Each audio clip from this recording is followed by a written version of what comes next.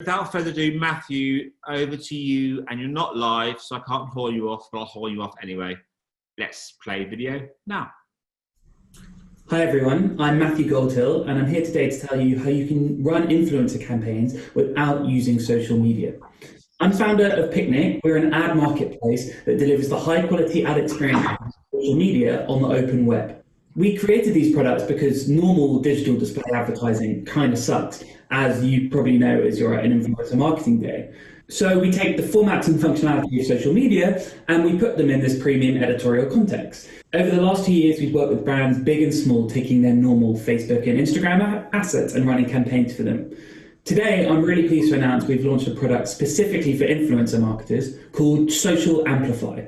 It solves a problem we thought a lot about internally, namely, why do we never see influencer content outside of social media?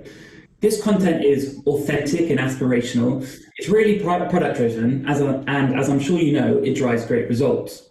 Brands shouldn't limit their influencer content just to social media.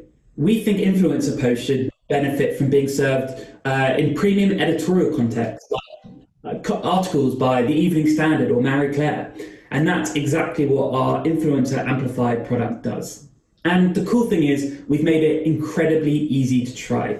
We built a platform called Studio, which allows you to take an Instagram link, paste it in the platform, and in real time, we create a Picnic post ready to go.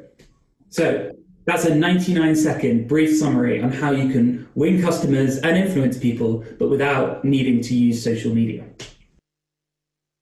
Amazing. And I didn't horn you off, and I wish I could horn off a video because I never horned a video, but that's incredible. And now we've got, I hope, Matthew on the line live. Hi, can you hear me? We can indeed. Matthew, hi. Thanks for joining us. So, great presentation. Let's go through some questions. And I really should stop doing this, but Julia, I'm going to turn to you again just because you're asking so many questions. And they're always very good questions. So she asks, is it not easier to just put your money on Facebook? Nice and blunt as ever, Julia. Thanks, Julia.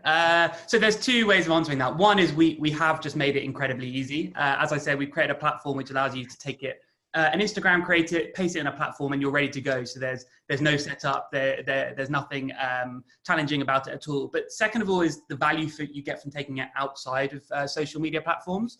So you get the context of premium editorials. So you're not just alongside, I don't know, cat videos or UGC, but you're alongside editorial content which users actually enjoy reading. And then the second thing is, I think, a really important thing to talk about at the moment, which is giving money to journalism. Paying for editorial content is a super important principle of a free internet. And this is another way of making sure advertiser money goes directly to publishers and cuts out kind of social network middlemen. So it isn't hard to do, but there's also lots of value in putting your money outside of just social media. Fantastic.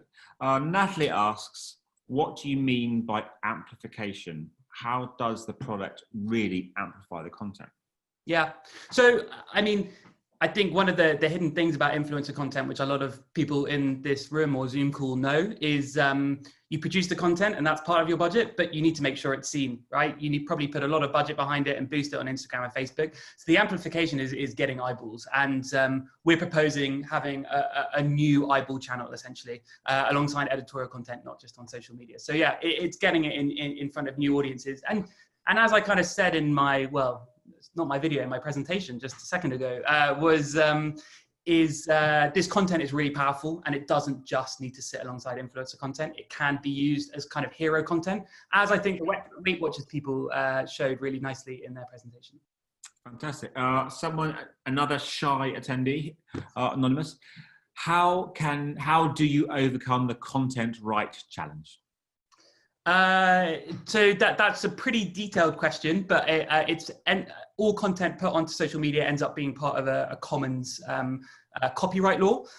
So there is no kind of content problem we have there. If the brand has paid for the content or paid for the content or paid for the influencer, that they can do whatever you want. There are kind of privacy policy things about using Instagram content, but that's a very different conversation and doesn't talk about content copyright specifically. Fantastic. Gabrielle asks, with the platform, does it overlay audience targeting like you would with digital display advertising, or is the influencer audience handpicked? Yeah, so yeah, it doesn't use Facebook or social media targeting. We use Google targeting, so which in our opinion is just as powerful. So yeah, you can pick whatever audience you want, right down to like people shopping for Christmas presents, demographics as well. But then there's also really powerful context as well, and I think that is one of the key things that you get on editorial context. Content is context. So someone reading about, I don't know, TV shows to watch is going to be interested in your TV show, and you don't really get that on Facebook. So yeah, you get additive targeting with our product. Fantastic. Question from Imi. I might start a competition, the most avid questioners, and you get a big prize at the end. Imi's doing well. No one beats Julia, but Imi's doing very well. Imi asks, how much control do you have over what content the posts appear in? How do you ensure that it's well aligned?